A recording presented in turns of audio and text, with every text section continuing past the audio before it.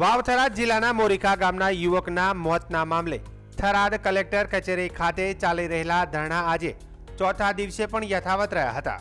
યુવકના મોતને લઈને ન્યાયની માંગ સાથે પરિવારજનો અને સમાજના લોકો દ્વારા વિરોધ પ્રદર્શન કરવામાં આવી રહ્યું છે।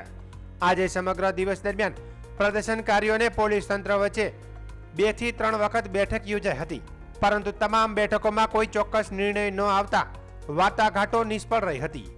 પ્રદર્શનકારીઓની મુખ્ય માંગણીઓમાં કેસમાં આઈપીસીની કલમ 302 ઉમેરવાની માંગનો પણ સમાવેશ થાય છે।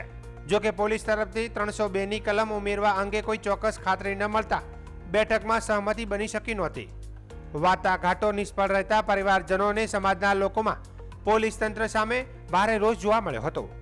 પ્રદર્શનકારીઓએ પોતાની માંગણીઓનો તાત્કાલિક ઉકેલ લાવવાની માંગ સાથે આંદોલન ચાલુ રાખવાનો નિર્ણય કર્યો છે।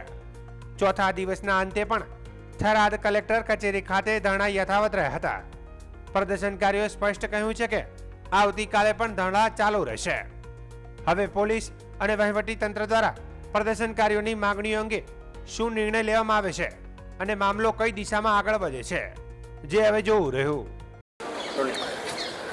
આજે અમારે ધરણાનો ચોથો દિવસ છે અને 3 દિવસ તો કલેક્ટર સાહેબ અહીંયા અમને સાંભળવા માટે પણ નહોતા આવ્યા। ગઈકાલે કલેક્ટર સાહેબને અહીંયા નીચે આવ્યા પણ કલેક્ટર સાહેબ ચૂપ્પી સાધીને ઊભા હતા। કલેક્ટર સાહેબ એક પણ શબ્દ બોલ્યા નથી। અમે કલેક્ટર સાહેબ જોડે જ આવ્યા હતા કે સાહેબ તમે અમને આ કેસની અંદર ન્યાય અપાવો, પણ કલેક્ટર સાહેબ સહેજ પણ બોલ્યા નથી। અને એસપી સાહેબે જે પહેલા દિવસે જે વાત હતી એની વાત એસપી સાહેબ કરે છે, પણ જે હકીકતમાં જે ગુનો બન્યો છે, જે 302નો ગુનો છે એને 306માં ખપાવી દીધો છે। એટલે મને લાગે છે કે ક્યાંક ને ક્યાંક પોલીસ પ્રશાસન ભીષ્મ છે અને એ લોકોએ ખોટું કર્યું છે। એટલે અત્યારે અમારા આગેવાનોને વારંવાર બોલાવે છે, 4 થી 5 વખત બેઠક થઈ, વારંવાર હવે બોલાવે છે। અમે બેઠક કરવા પણ તૈયાર છીએ, એમના સાથે વાર્તાલાપ પણ કરીએ છીએ, પણ એમનો જે મકસદ છે કે આ આંદોલનને અંદરો અંદર વિખવાદ કરાવીને કઈ રીતે તોડી નાખીએ એ દિશામાં એમનું કામ છે।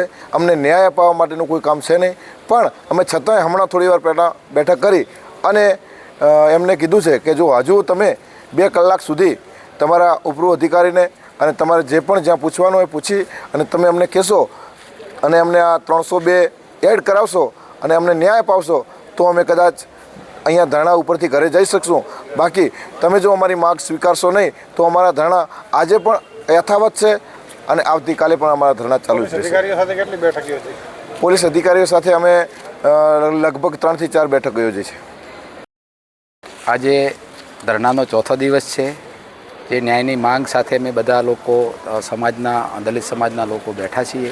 તેમની એક જ માંગ છે કે અમને આ કેસમાં સંપૂર્ણ ન્યાય મળે અને અમારી મુખ્ય માંગ છે ભારતીય ન્યાય સંહિતાની કલમ 103નો ઉમેરો થાય। તેની વાર્તાલાપમાં અમને કહેવામાં આજે આવ્યું કે ભાઈ અમે તમારી માગણીઓ સ્વીકારવા તૈયાર છીએ। ત્યારે અમે પોલીસ પ્રશાસનના ડેલિગેશન સાથે વાર્તાલાપ કરી છે। અમે આ કેસનો સુખદ અંત આવે અને ન્યાય લડાઈ અમારી જે ન્યાયિક માગણી છે એ સંપૂર્ણ સ્વીકારવામાં આવે તો અમે એનો સુખદ અંત લાવવા માટે બધા આગેવાનો એકરાય થઈ અને એનો નિર્ણય કર્યો છે। પણ પોલીસ પ્રશાસન તરફથી અમને કોઈ ચોક્કસ આ બાબતે ભરોસો હજુ આપવામાં આવતો નથી કે અમે આટલા ટાઈમ લાઈનમાં કે એટલા ટાઈમે આ કરીશું। એવું હજી અમને ગોળ કરીશું એવું છેલ્લા 4 દિવસથી થાય છે, પણ ચોક્કસ અમને આવી કોઈ ટાઈમ આપ્યો નથી કે અમે આટલા ટાઈમમાં આ ચીજ કરીશું। એટલે અમે હજી અમને ટાઈમ માગ્યો છે અમારી જોડે કે ભાઈ અમે તમને ટાઈમ આપીએ। જો ટાઈમ આપે તો અમે આ ધરણાને બ્રેક કરવા તૈયાર છીએ, પણ જો અમારા મુદ્દાઓ અને અમારી વાતને જો સ્વીકારવા નહીં તો ધરણા સમાજના લોકોનું માનવું છે કે અમારા ધરણા યથાવત રહેશે।